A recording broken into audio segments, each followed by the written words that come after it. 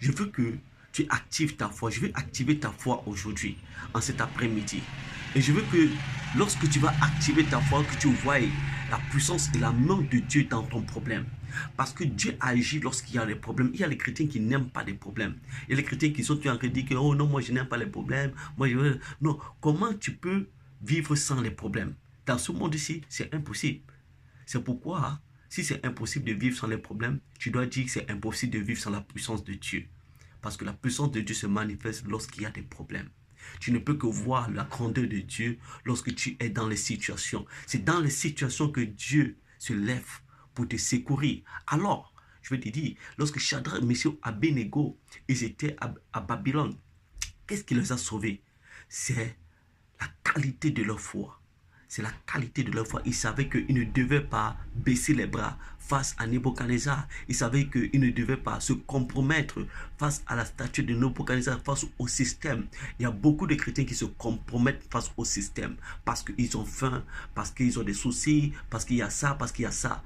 Bien-aimé, je ne veux pas que tu te compromettes. Je veux que tu sois comme Shadrach, Meshach et Abednego. La Bible dit que lorsque on les a dit, s'ils ne tombent pas dans, s'ils ne se prosternent pas, on les jette dans le feu. Ils ont dit à Nebuchadnezzar une chose: même si tu nous jettes dans la fournaise ardente et que notre Dieu ne nous secoue pas, on ne peut pas se prosterner au-devant de ta statuette. Parce qu'ils avaient foi en leur Dieu.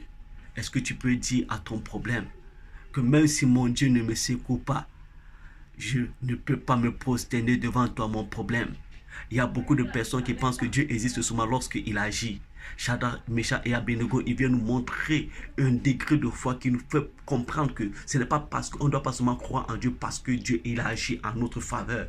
Non, même si Dieu n'agit pas, cela ne change pas qui il est. Cela ne change pas son règne dans ta vie. Cela ne change pas sa volonté dans ta vie. Cela ne change pas le désir que Dieu a pour te secourir dans ta vie.